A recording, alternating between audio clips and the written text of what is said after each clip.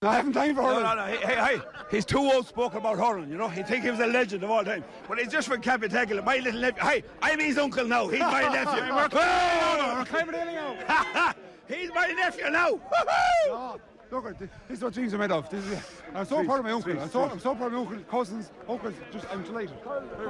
Yeah. How great is this on Patrick's Day? Oh, Jesus Christ. This is ridiculous. Stuff for dreams, isn't it? And not there last year. Not the last year, no crowds last year, the boys couldn't do it, and here we are today. Stuff for dreams.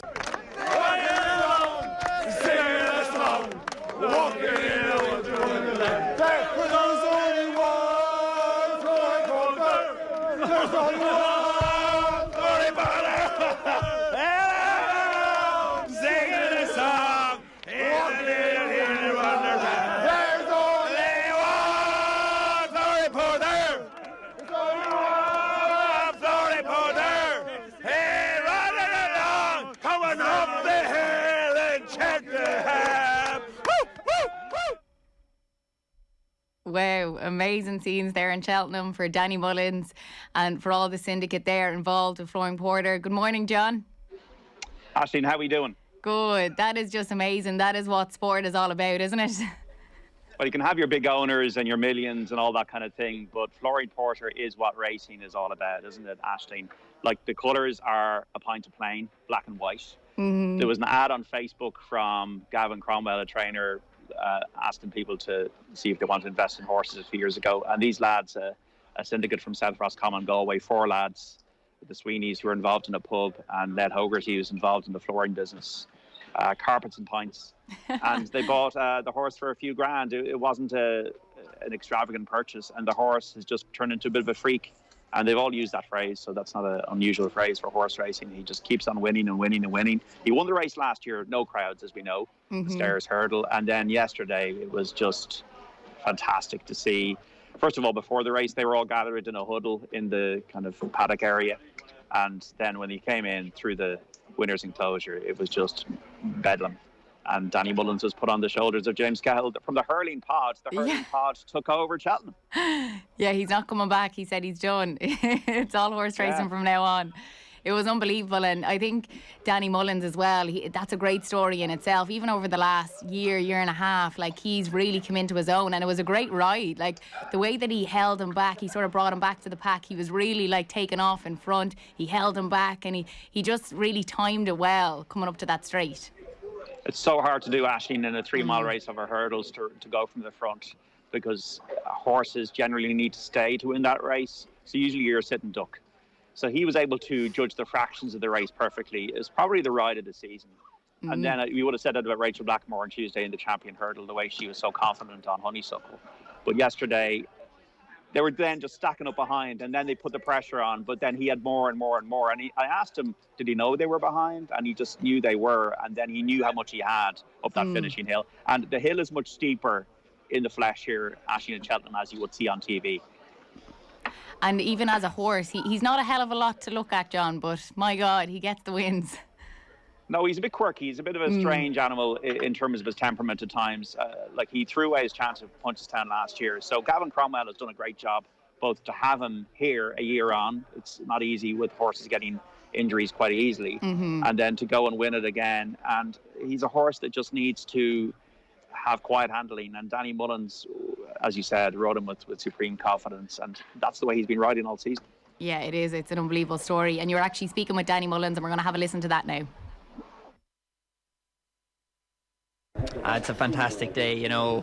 Flooring Porter, great little horse, big performance to win at this stage. The reception we got afterwards was fantastic.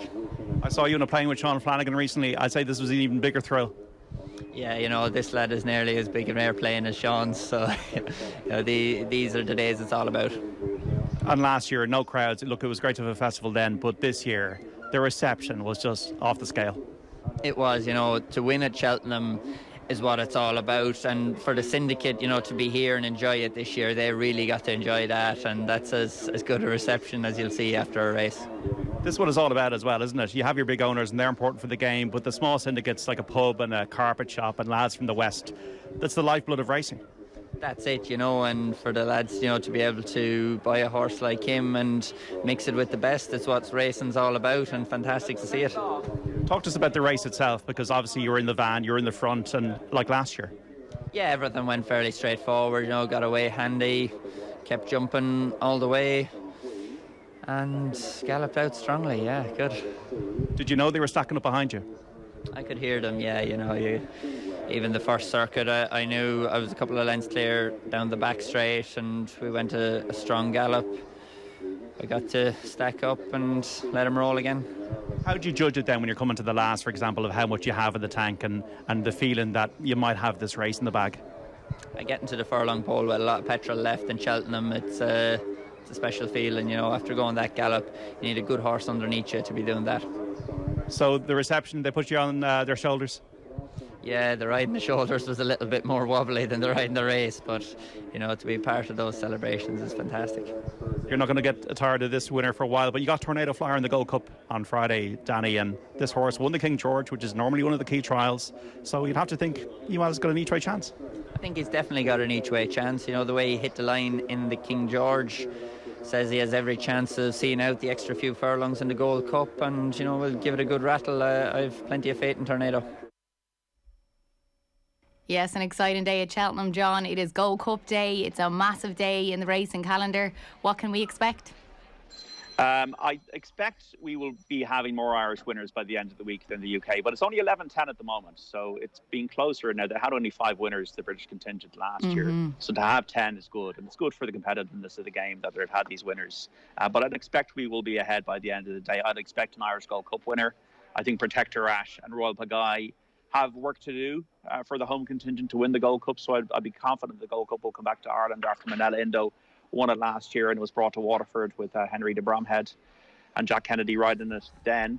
I'll go through each race here. We'll start with the half one. Now, the going, as we saw on Wednesday, Aisling turned heavy. Then it became a little better yesterday with the drying ground.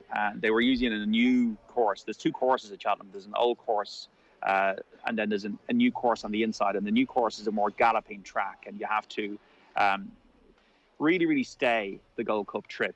Jumping is not as much of a premium on the new course as it is in the old course, but the ground is drying out all the time here, so I'd expect it to be on the soft side of good today. But they did race it yesterday, so that might make it a little bit gluey and a bit sticky for the horses. So the half one is the Triumph Hurdle. I wouldn't recommend a bet on this race. It's a difficult one to work out. Vauban won the last time at Leopardstown. He's got a lot of speed. Willie Mullins, I think, is confident he will improve for that. And when I met Willie Mullins last week at Leopardstown, he gave me 2 bankers, Alaho and Fasal Vega, and they both won already, and they're confident about Vauban. That probably should say enough. But it's a juvenile race, 4-year-olds. These horses at that age can be in and out in terms of their form. Gordon Elliott has got a couple in his Field Door, who was very good earlier in the season, and Pied Piper, who's won here over the course and distance at Cheltenham. Both have chances. Il Était Temps hadn't run until he ran at Leopardstown last time, and he was 3rd, and he's definitely one to have on the right side in the future. But once again, Paul Townend, the stable jockey, has chosen Vauban. There's a couple of English challengers, Porticello, Knight Salute, Dr. Parnassus, Lunar Power for Noel Meade. I'd say it's going to go to one of the front 3, Vauban, Pied Piper or Field Door, but I wouldn't recommend a bet on it. The 210 then is the County Hurdle. There's a horse called State Man who ran at Christmas at Leopardstown and fell. This is a handicap, so what they try to do here is frame the weights that the jockeys carry on their back so that all the horses theoretically have an equal chance. But State Man probably hasn't shown his best form yet, and that's why he's the favourite in the betting. And I do think he's ahead of his mark, as it were. So State Man, but you're talking about a race that's got, 26 runners, 2 miles over Cheltenham. They're going to be going mad clip. You don't know what can happen. Well, that's it. It's hold on for dear life. You have to be lucky in running. Like, a horse can be brought down in front of you. You could fall. You could be hampered. It's not as simple as State Man just turning up and winning. So there's loads of horses with chances. Surprise Package won the Imperial Cup last weekend. I Like to Move It has been running consistently in handicap hurdles. West Cork won over the course and distance earlier in the season.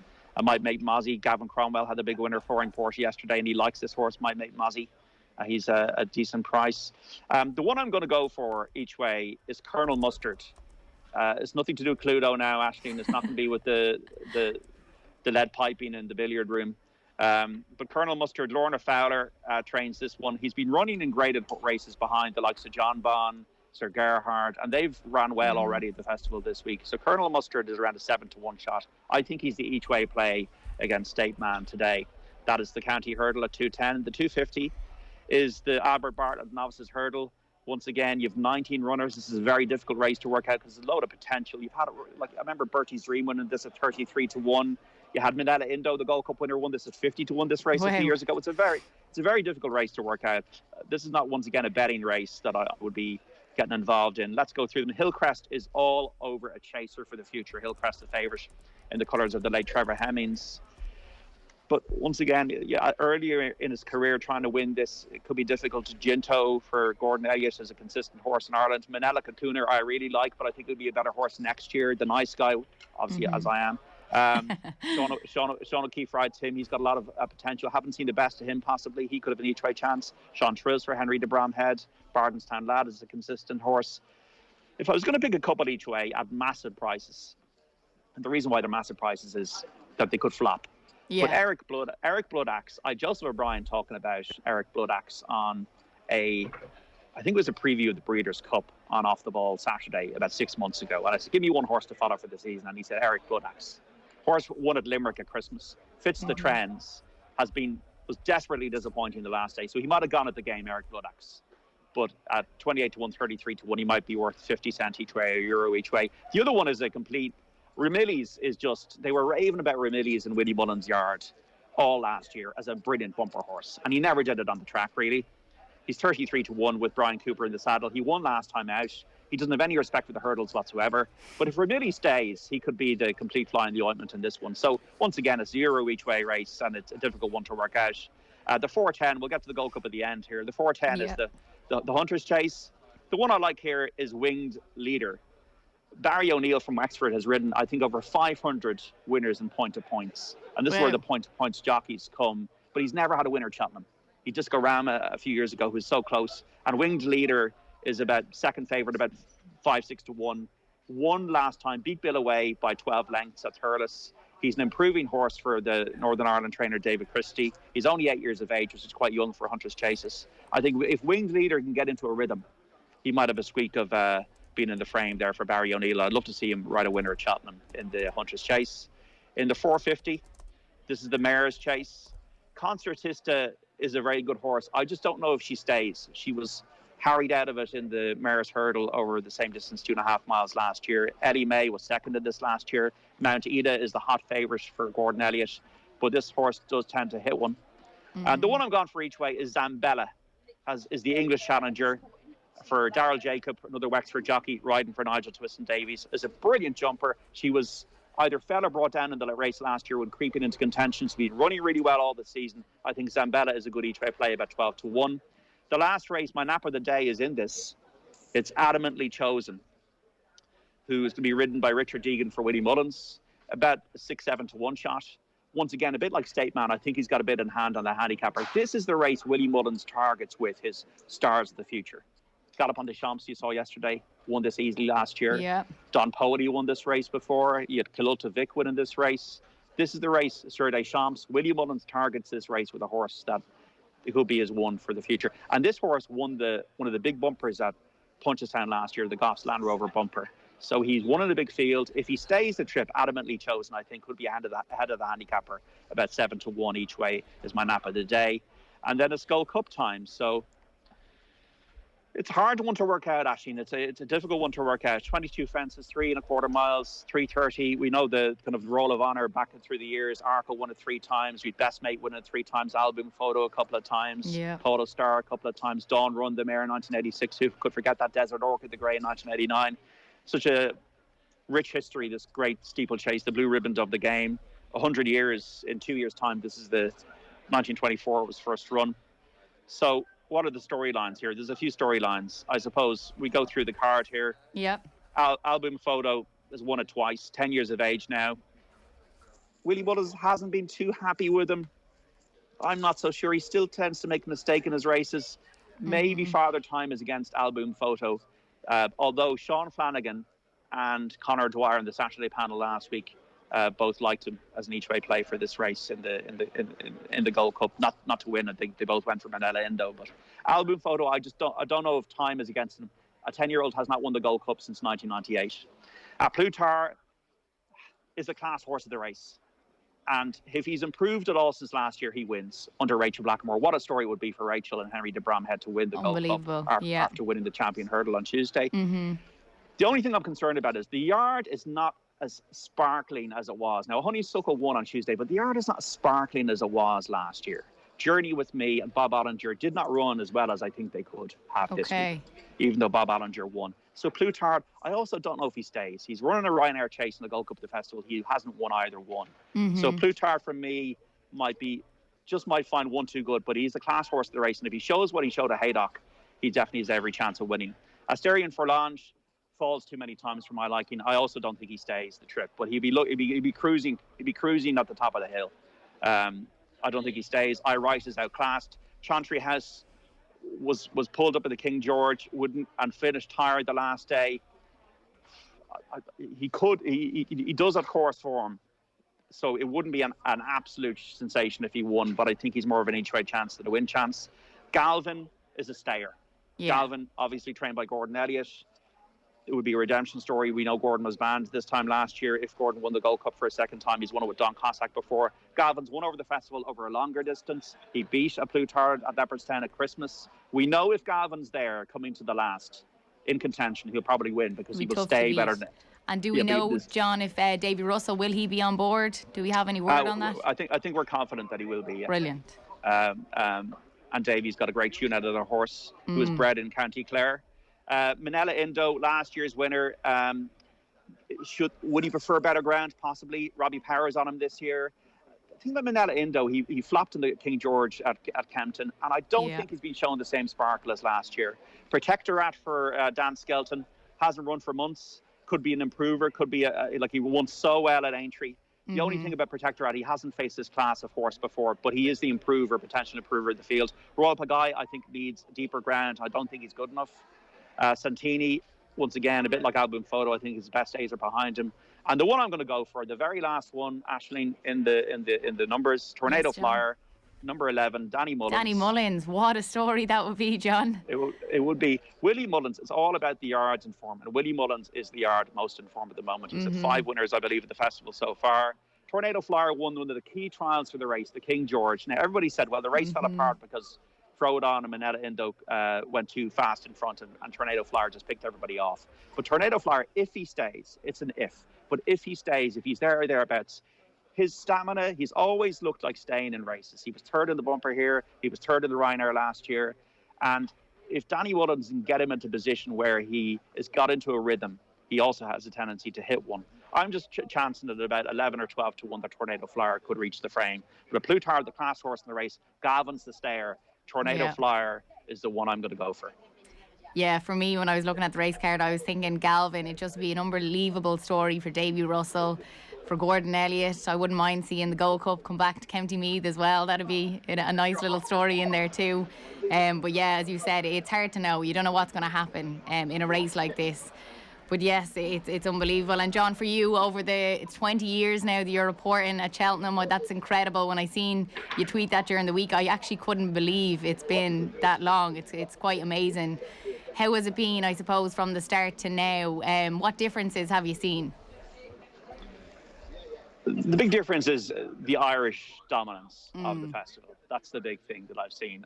And it's really still something I can not really get my head around, because I grew up when I was 7 years of age. Don Run won the Gold Cup. It was the front story on the news channel, not the sports. It was the 6-1 news was Don Run winning the Gold Cup, because back then a lot of people had to emigrate and leave Ireland, and didn't want to leave.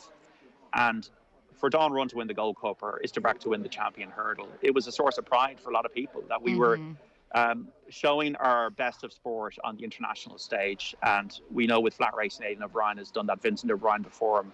They've gone around the world and they've won big races, the Melbourne Cup and all the races, the Breeders' Cup and the Epsom Derby and that. And Irish horses at jumps meetings have done the same. But it was like 24 years between Grand National wins, 75 to 99.